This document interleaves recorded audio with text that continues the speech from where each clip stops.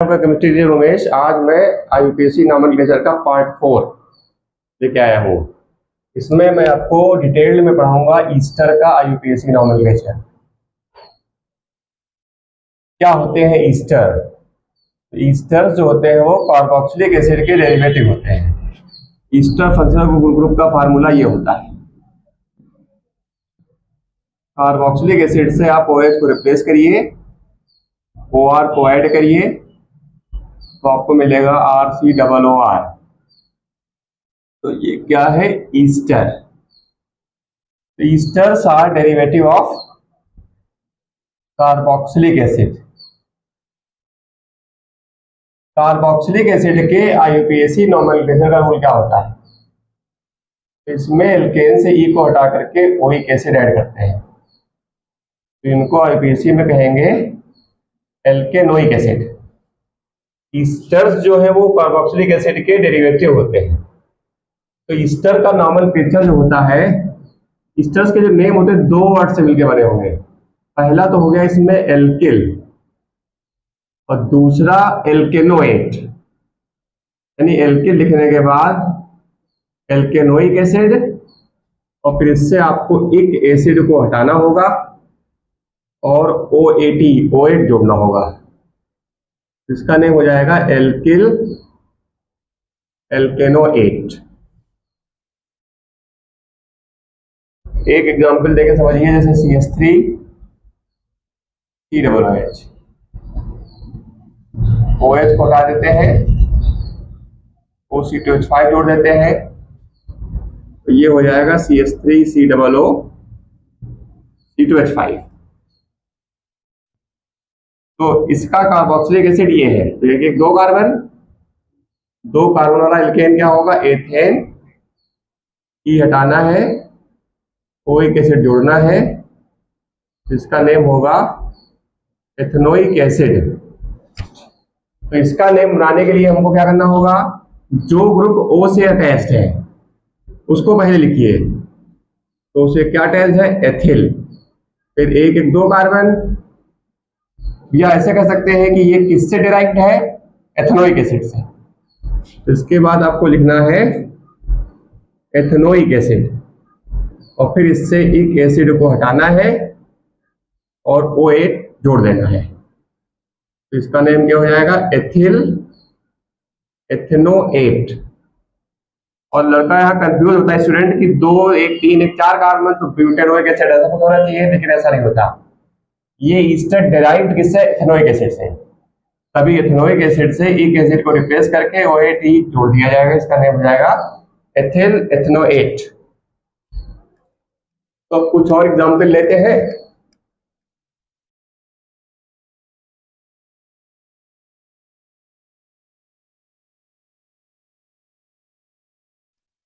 तो जैसा कि हम जान चुके हैं कि COO ग्रुप जो होता है ये ईस्टर ग्रुप होता है।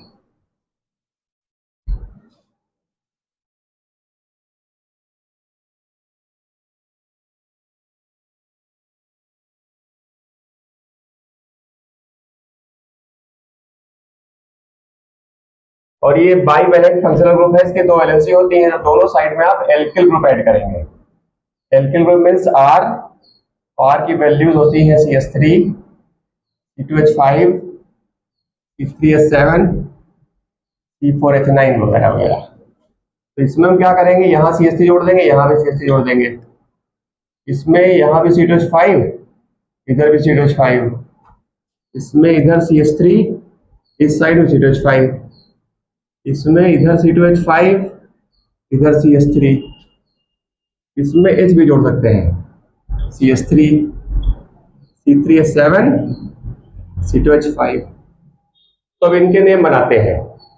तो ईस्टर को आईयूपीएसी में क्या कहेंगे? Alkyl alkanoate. ये तो आपको याद करना है। ईस्टर का नेम दो वर्ड से मिलकर बना होगा, एक एल्के एक एल्केनोएट। एल्किल तो वो एल्किल होता है जो O से अटैच्ड है, इसमें एक एल्किल C से अटैच्ड है, एक O से, तो O से अटैच पहले लिखना होगा। तो उसे क्या अटैच्ड है? CH3 को लिखा आपने मेथिल। इसके बाद एल्केनोएट। एल्केनोएट लाने का एक और तरीका है, एल्केन से E को हटाना है और OH जोड़ दीजिए, तो अब एल्केन, तो आपका ये कार्बन इसमें आ गया, अब 2 कार्बन बच गए, तो 2 कार्बन वाला एल्केन क्या होता है? एथेन होता है। एथेन से ई को हटा करके OH, इसका नेम क्या हो जाएगा? मेथिल एथनोएट। इसी तरीके इसका देखिए, O से क्या जुड़ा? C2H5, इसको क्या बोलते हैं? एथिल। 2 और 1 3 कार्बन, ये कार्बन तो इसमें आ गए, अब 2 1 3 कार्बन होते हैं, तो 3 कार्बन वाला एल्केन क्या होगा? प्रोपेन। और प्रोपेन से ई को हटाना है, OH जोड़ना है, तो एथिल प्रोपेनोट हो जाएगा। यहां O से अटैच है C2H5, इसको क्या बोलते हैं? एथिल। मतलब एल्किल ये वो एल्किल है जो O से अटैच है, C2H5 को बोलते हैं एथिल। अब 1 1 2 कार्बन रह गए आपके पास, तो 2 कार्बन वाला एल्केन क्या होगा? एथेन। और एथेन से ई को हटाना है, OH जोड़ देना है, एथिल एथनोएट। यहां O से क्या जुड़ा? C3H7, इसको क्या बोलते हैं? प्रोपिल। और ये 3 कार्बन इसमें आ गए, अब 3 बचे आपके पास, ये 3 कार्बन वाला एल्केन प्रोपेन। प्रोपेन से ई को हटा के OH, तो प्रोपिल प्रोपेनोएट। O से यहाँ CH3 जुड़ा हुआ है, इसको क्या कहेंगे? मेथिल कार्बन 1, तो मेथेन लिखेंगे, और मेथेन से ई हटा करके OH, तो मेथिल मेथनोएट। O से C2H5 एथिल, 3 और 1 4 कार्बन, 4 कार्बन वाला एल्केन ब्यूटेन। ब्यूटेन से ई हटा करके OH, तो एथिल ब्यूटेनोएट। ये हमने पढ़ा ईस्टर का यूपीएससी नॉर्मल में। अब पढ़ाते हैं आपको एसिड एनहाइड्राइड का।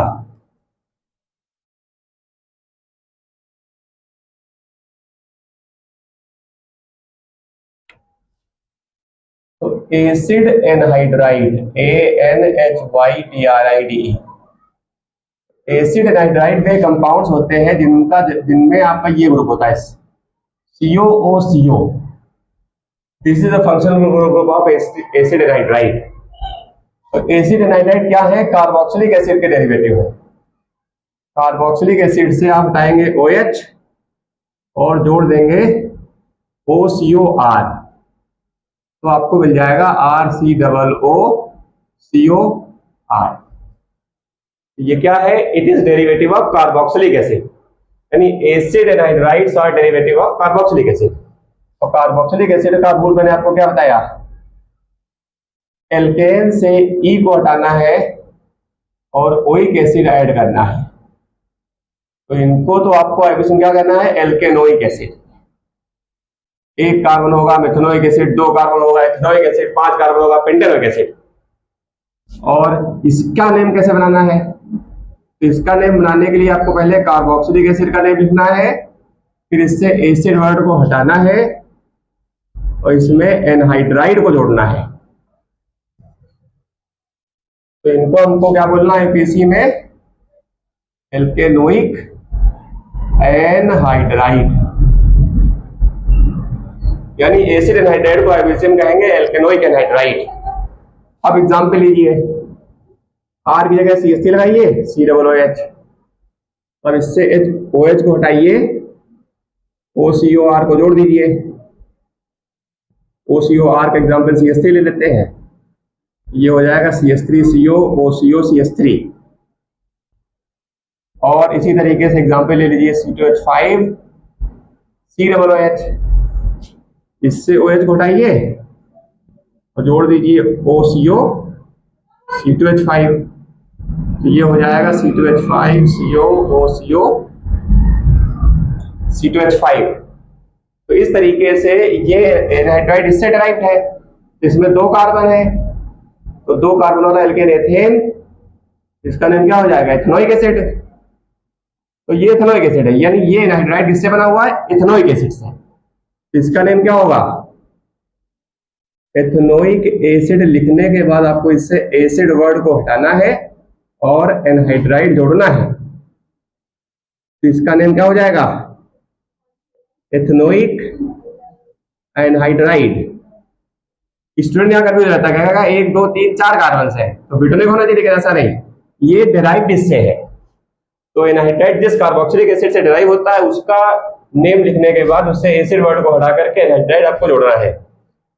उसी तरीके से इसका कार्बोक्सिलिक एसिड कौन है? Propanoic acid. प्रोपेनोइक एसिड, तो इसका नेम कैसे बनाएंगे? प्रोपेनोइक एसिड से एसिड वर्ड को हटाना है और एनहाइड्राइड जोड़ना है। इसका नेम क्या हो जाएगा? Propanoic anhydride. और कभी कभी कंफ्यूज करने के लिए ये स्ट्रक्चर आपको ऐसे लिख देंगे, ये CH3COO CH3, तो ऐसे लिखा हो तो ऐसे लिखा हो, बात एक ही है। और इसको कभी कभी ऐसे भी लिखा जा सकता है, CH3CO का होल ट्वाइस O2। तो जो ये वही ये ऐसे लिखा हो, ऐसे लिखा हो, ऐसे लिखा हो, क्या है? Ethanoic anhydride. उसी तरीके से इसको भी हम लिख सकते हैं C2H5CO का होल ट्वाइस O। और थोड़ा वैसा बनाएंगे स्ट्रक्चर तो ऐसे लिख सकते हैं इसको C2H5 C double bond O ऐसे, जिसमें स्टूडेंट कंफ्यूज हो जाए। तो ये भी क्या है? COCO यानी एनहाइड्राइड। तो अब कुछ केसेस ऐसे आएंगे जहां पर यहाँ डिफरेंट एल्किल ग्रुप्स होंगे। यहाँ पे क्या था? इधर भी एथिल, इधर भी मेथिल, मेथिल में तो दोनों साइड में, यहाँ पे सीटोसाइड दोनों साइड में। अब एक एग्जांपल लेते हैं जिसमें एक साइड में तो मेथिल होगा, एक साइड में एथिल होगा, ऐसे। तो ऐसी कंडीशन में ये तो डराइव हुआ एथेनोइक एसिड से, प्रोपेनोइक एसिड से, ये एथेनोइक एसिड से। लेकिन अगर ऐसा कोई कंपाउंड आता है तो इसको हम दोनों से बना सकते हैं। It can be derive from ethanoic acid as well as propanoic acid. तो इसमें दोनों के नाम लाने पड़ेंगे और alphabetically ethanoic, propanoic, anhydride, ANHYDRIDE। इसका नाम क्या हो जाएगा? Ethanoic, propanoic, anhydride. अगर डिफरेंट ग्रुप्स होंगे तो इसमें एक 2 कार्बन एथेनोइक, दो एक 3 कार्बन प्रोपेनोइक, एनहाइड्राइड। तो अब हम पढ़ाते हैं ईथर। अब नेक्स्ट मैं पढ़ाने जा रहा हूं आपको ईथर का IUPAC नोमेनक्लेचर। ईथर्स क्या है? ईथर फंक्शनल ग्रुप तो आपका ये होता है bivalent functional group, compound having chemical formula ROR, ether. What are ethers? Ethers are alkoxy derivative of alkane. आप इट इज एल्केन, CH3 में H जोड़ दीजिए, CH4 हो जाएगा, CH4 C2H5 जोड़ दीजिए, C2H5 हो जाएगा। कुल मिला के कहने का मतलब ये है कि R क्या होता है? Alkyl group. और इसमें जब H जोड़ देते हैं तो ये हो जाएगा एल्केन। जैसे CH3 C2H5 ये एल्किल ग्रुप होते हैं, इसमें ऐड कर दो, मेथेन, एथेन हो जाएगा। तो इट इज एल्केन।